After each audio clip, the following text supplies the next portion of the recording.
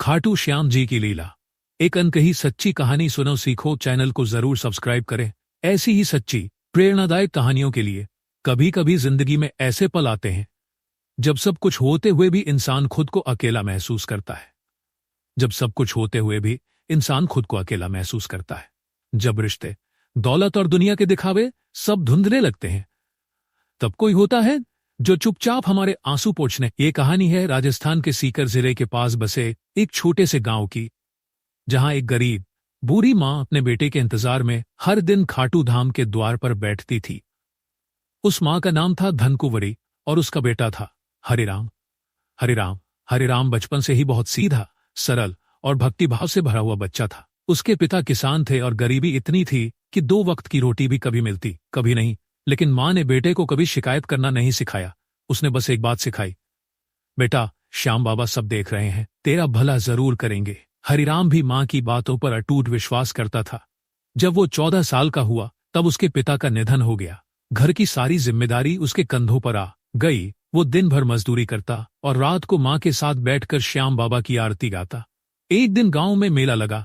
उसी मेले में एक बड़ा व्यापारी आया हुआ था जो मजदूरों को शहर ले जाने की बात कर रहा था। अच्छे पैसे, रहने की जगह और रोजगार का वादा। हरिराम ने मां से पूछा, मां क्या मैं जाऊं, कुछ कमा कर लाऊंगा, तेरे लिए दवा, ढंग के कपड़े और एक अच्छा घर बनवाऊंगा। मां की आंखें भर आई और उसने सिर हिलाकर इजाजत दे दी। बस शर्त एक ही रखी, हर दिन श्याम बाबा को याद करना। हरिराम शहर चला गया। शुरुआत में सब ठीक चला, पर फिर हालात बदल गए। वो व्यापारी असल में धोखेबाज निकला। मजदूरों से जबरन काम कराया जाता। खाने के नाम पर सूखी रोटियां और मारपीट आम बात थी। हरिराम ने भागने की कई कोशिशें की, पर हर बार पकड़ लिया गया। पर उसने श्याम बाबा को याद करना नहीं छोड़ा। हर रात बिना रुके आंसुओं के बीच सिर्फ यही कहता, बाबा मेरी मां अकेली है, मुझे उससे मिलवा दो बस एक बार। मैं करुणा, माथे पर मोरपंख और मुख पर मंद मुस्कान।